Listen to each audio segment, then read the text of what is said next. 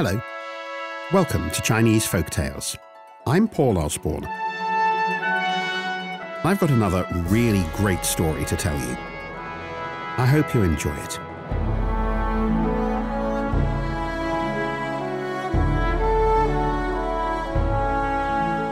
When looking at a beautiful piece of craftsmanship, have you ever thought that it is almost beyond the capabilities of ordinary people to make? And yet, we have the very proof before us, time and time again. Proof of the skills of artisans across the world. Something to cherish. My story today is about just one such piece of work. A brocade. A piece of woven fabric embellished with raised patterns and gold or silver thread.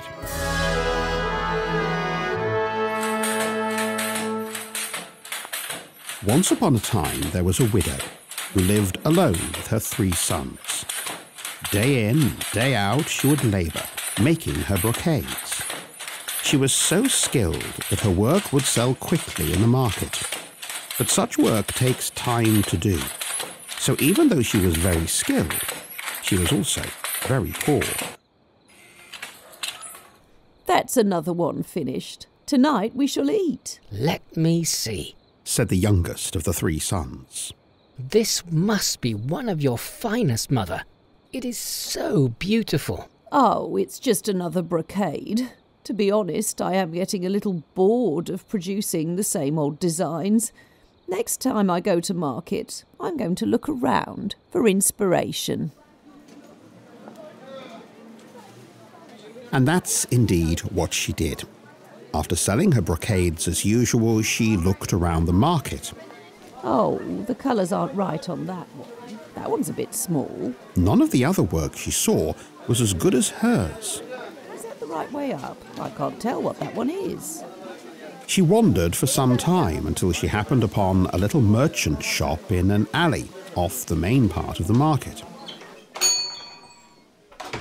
It was dark inside, but she could see something shimmering in the gloom, slightly hidden under some old pots and pans. Oh, my word. What is this? The more she looked at it, the more she was amazed at its beauty. It was a picture of a palace surrounded by lush green fields. Birds with exotic plumage flew in the sky, and a sparkling river flowed through the scene. She was transfixed. I have never seen such beauty. I must have it. Then I can learn how it was made and copy it in one of my brocades. And even though the picture was very expensive, more than all the money she had made that day in the market selling her own work, she knew what she should do. I must have it. Here, take all the money I have.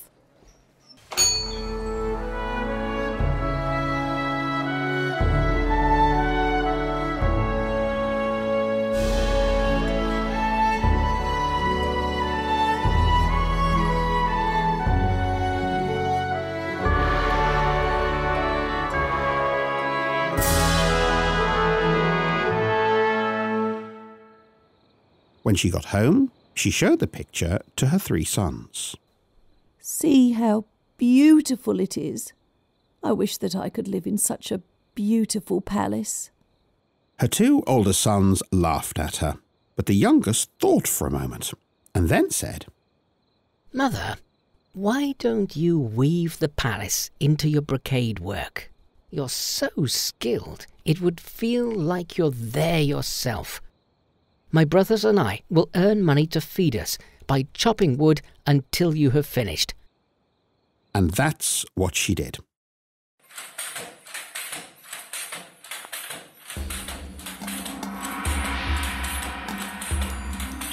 Day in and day out, she sat in her room, weaving on her loom. She laboured like a woman possessed. Her fingers became raw and her eyes red, but she was driven by seeing the design form little by little on her loom, just like the picture. Her two eldest sons complained, saying they were tired of supporting her by chopping wood and that she should stop and go back to making money again. But the youngest stepped forward and said, Don't listen to the mother. Follow your dream. The widow burned pine branches to provide light so she could work at night. The smoke made her eyes water, and as her tears fell onto her work, she wove them into the river in the picture. Her fingers became sore, and with the blood that fell, she made brilliant flowers in the brocade. Finally, though, after a year's hard work, it was finished.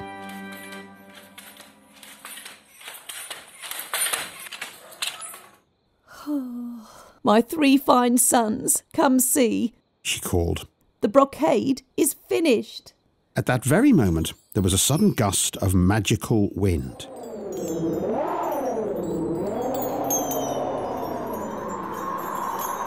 And the beautifully decorated cloth flew out of the window and high into the sky. They all stood watching it as the wind carried it towards the mountains in the east. The widow was distraught. Oh, my sons, help me! You must find my brocade. Without it, I shall surely die of sadness. Her eldest son set off at once. Before long, he came upon an old woman who asked him where he was going. He explained the situation. Ah, yes, I know what's happened here. It's the fairies. The eldest son looked doubtful. If it's as beautiful as you say it is, then they'll have taken it away to make a copy. They love to learn how to make beautiful things. Here's what you need to do. Knock out 2 of your front teeth. Place them in my horse's mouth, and he'll take you through the flame mountains to where the fairies will have the brocade. Don't react to the heat, or you'll burn to ashes. Then you will encounter the icy sea, but do not shiver, or you will drown. The eldest son was sceptical. Or you can take this box filled with gold and go home. Your choice. The eldest son thought for a few seconds and took the box, dreaming of the life of luxury he could live with all the gold. He didn't go home, but instead kept all the gold to himself.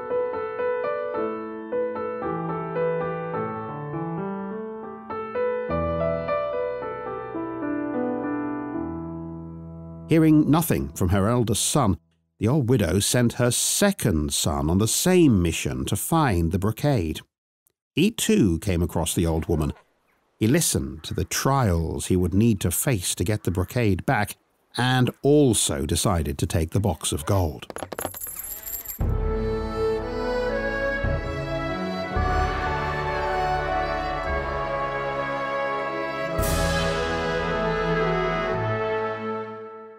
After 1 month, the dying widow was so sad. Her heart was heavy. She'd worked so hard on the brocade. Even if she only saw it one more time, she would be happy. Don't worry, Mother. I'll find it, said the youngest son. Just like his brothers, he stumbled across the old woman, who told him of the challenges ahead. This time, however, he took a deep breath and knocked out his 2 front teeth. Fed them to the horse. He then galloped east through the flame mountains with no regard for the heat, and through the icy lake, taking care not to shiver.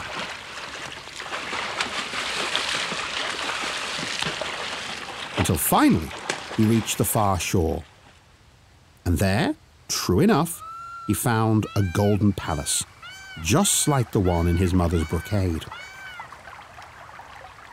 Climbed the mountain and peeked inside the palace and was astonished to find 100 fairies trying, unsuccessfully, to make a copy of his mother's exquisite handiwork, which was hanging right there in front of them. That's my mother's brocade. You stole it, said the youngest son. Please, forgive us. begged the beautiful fairy. It is indeed your mother's brocade. It was woven with such skill, passion, blood and tears, and it is so beautiful. We need it. Please, you can't keep it. My mother is dying and must have it back. The fairies looked shocked and upset that the skilled widow was suffering. Please, rest here tonight as our guest and we will finish the weaving. We are so sad to hear of your mother's sadness. It was not our intention. Tomorrow you may take it home. Finally, as the cock crowed to welcome the sunrise, the fairy brocades were completed. In the morning light, they gazed upon their handiwork. It's not as good as the original. We are simply not as skilled as your mother.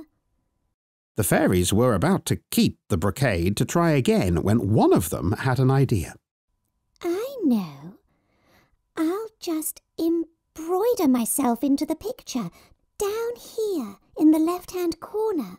Tomorrow the widow's son can take the brocade with me as part of it. Then I can watch how she works and learn her skills.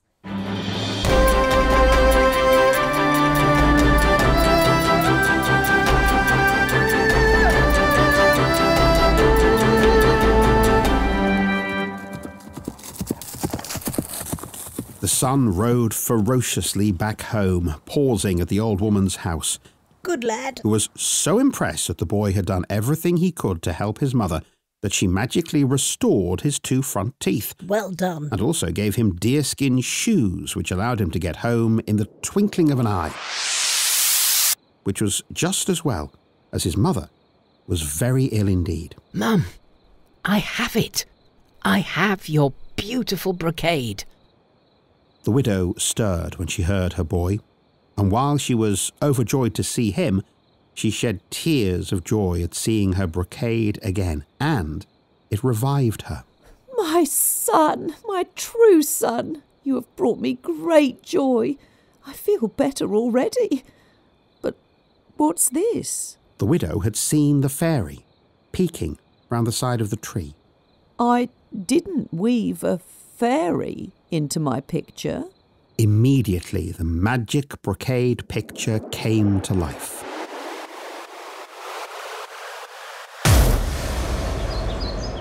The room was filled with the scent of the most fragrant flowers. Birds with colourful plumage flew out into the air. Animals grazed on the lush grass. It grew and grew until the picture was as big as a palace. In fact, it was a palace.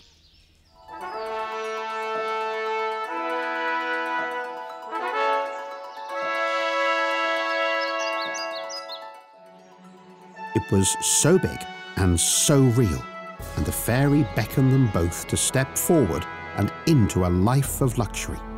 They would want for nothing forevermore. And it meant the widow could become a true artisan and weave for pleasure, and in return, she delighted in sharing her skills with the fairy weavers. All her hard work had paid off in the end, and her younger son was rewarded for his devotion. But what, you may ask, about the greedy, selfish older brothers? Well, of course, they were never seen or heard of again.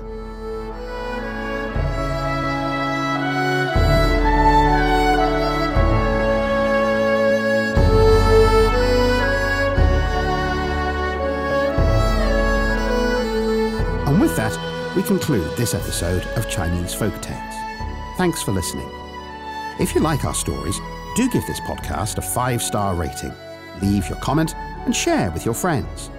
To hear more, please subscribe to Chinese Folk Tales on all major podcast platforms. We'll see you next time. Bye for now.